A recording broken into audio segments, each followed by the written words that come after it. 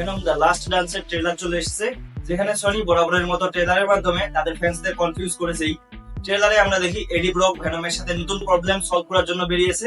ট্রেলারটা অনেক ভালো ছিল, একটা পুরো টিম হাইটেক সোলজারের, ভেনমের প্ল্যানেটের সিম্বয়েডের অ্যাটাক, আর শেষে দেখানো সিনটা অনেক জোস ছিল। সিম্বয়েড ওয়ালা ঘোড়া তার আসল হর্স পাওয়ার দেখিয়েছে। তো ফ্রেন্ডস, আমি হচ্ছি রিবাত সরকার, আর আজকে আমরা ব্রেক ডাউন করবো ভেনম দ্য লাস্ট ডান্সের ট্রেলার। তো স্পয়লার্স এর কথা মাথায় রেখে চলুন শুরু করা যাক।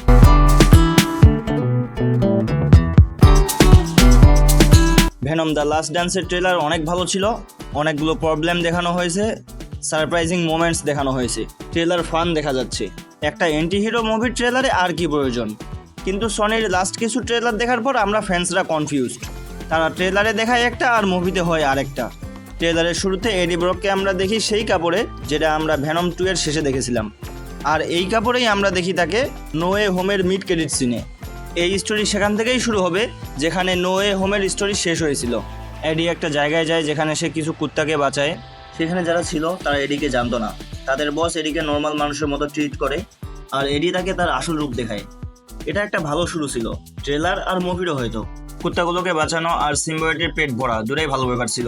তবে এখানে প্রবলেম হচ্ছে ভেনম আর এডি একসাথে উই আর ভেনম বলতে পারতেছে না। কুত্তাগুলোকে বাঁচিয়ে এডি চলে আসে বাইরে আর বলতেছে তার ব্রেক দরকার।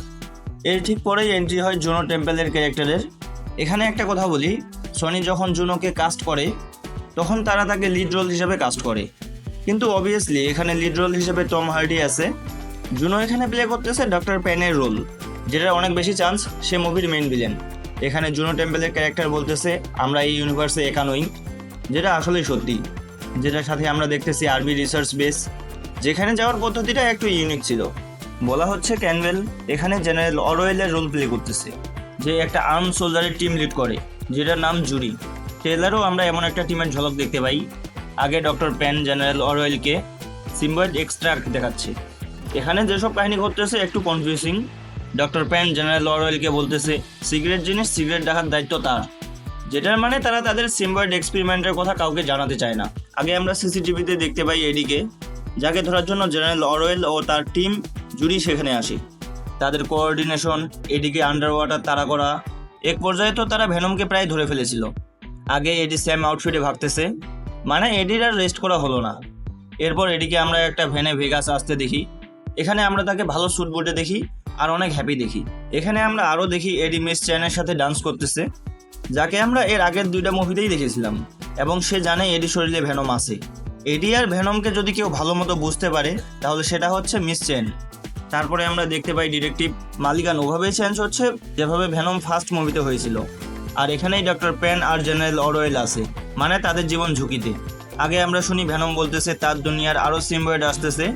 ভেনম ফার্স্ট পার্ট মুভিতেই বলেছিল সিম্বয়েড আসে, তাদের হোস্ট খুঁজে আর তাদের খেয়ে নেয়। আগে আমরা ভেনমের প্ল্যানেটের একটা প্রাণীকে দেখতে পাই, মনে হয় সে ভেনমকে ট্র্যাক করে এখানে এসেছে, এমনকি সে ভেনমকে মেরে ফেলার মতো ক্ষমতা রাখে।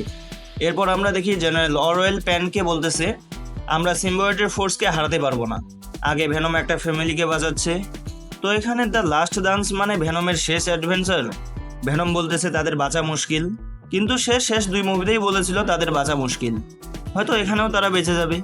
ট্রেলার শেষ হয় একটা অনেক জোস সিন দিয়ে। ভেনম এই ঘোড়াটাকে পজেস করে নিয়েছে, সে তাকে দিয়ে দৌড়াচ্ছে না বরং উড়াচ্ছে। তো ফ্রেন্ডস, এই ছিল আজকের ভিডিও।